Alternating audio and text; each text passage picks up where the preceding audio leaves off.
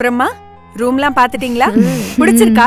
ரொம்ப பிடிச்சிருக்குக்கா. சந்தோஷம். அக்கா, இவ்ளோ பெரிய வீட்ல நீங்க தனியாவா இருக்கீங்க? அக்கா, ஆமா இங்க இதுக்கு முன்னாடி இருந்தவங்க பேச்சுலர்ஸா இல்ல ஃபேமிலியா? பேச்சுலர் கேர்ள்ஸ் தாமா. இங்க வந்துட்டு எல்லாருக்கும் பெரிய பெரிய வேலை கிடைச்சிருச்சு. நிறைய பேர் ஃபிளாட்டே வாங்கிட்டாங்க. அவ்வளோ ராசியான இடம் இது. உங்களுக்கும் பெரிய இடம் கிடைச்ச உடனே என்ன அப்படியே விட்டு போயிட மாட்டீங்கல்ல? சேச்சே, அப்படிலாம் பண்ண மாட்டோம்க்கா. அப்ப சரி, இந்தாங்க அக்ரிமெண்ட். என்னடி இது? ரூல்ஸ் அண்ட் ரெகுலேஷன்ஸ்லாம் பெருசா இல்ல. ஒரே ஒரு கண்டிஷன் தான். கம்பல்சரி 3 இயர்ஸ்க்கு அக்ரிமெண்ட் சைன் பண்ணணும்.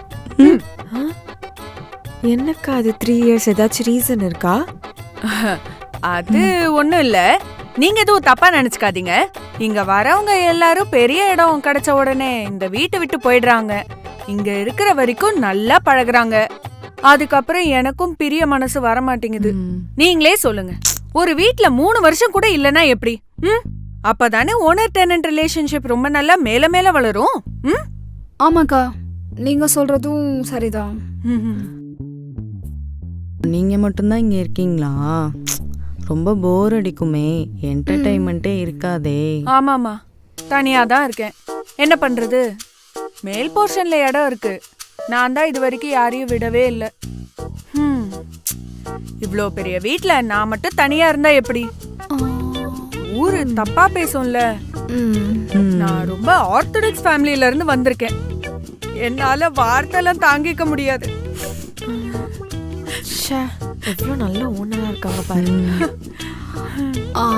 அக்கா, இன்னொரு விஷயம் கேட்டா தப்பா எடுத்துக்க மாட்டீங்கல்ல? ஐயோ, நம்ம எல்லாம் ஒண்ணுக்குள்ள ஒண்ணாயிட்டோமா? நீ கேட்காமலையா? கேளு. இல்ல, அதாவது உங்க ஹஸ்பண்ட் அவரு போயிட்டாருமா. ஐயோ அக்கா, சாரிக்கா. எப்படி இருந்தாரு? ஐயோ, அந்த போயிட்டாரு இல்லம்மா. அப்புறம் என் ஹஸ்பண்ட் பேரு ராம். அவரு இந்தியன் ஆர்மில இருக்காரு. வருஷத்துக்கு ஒரு வாட்டி தான் வந்துட்டு போவாரு. போன மாசம் தான் வந்தாரு. சும்மா இல்ல, ஆளு பாக்க ஹைட்டா கலரா நல்ல துல்கர் சல்மான் மாதிரி இருப்பாரு. அக்கா, அடிக்கடி பேசுவீங்களா? எங்கம்மா, அடிக்கடி லெட்டர் தான் எழுத வேண்டியதா இருக்கு. பொறுமையா கொஞ்சம் கொஞ்சமா ஃபீல் பண்ணி அவருக்காக லெட்டர் எழுதுவேன்.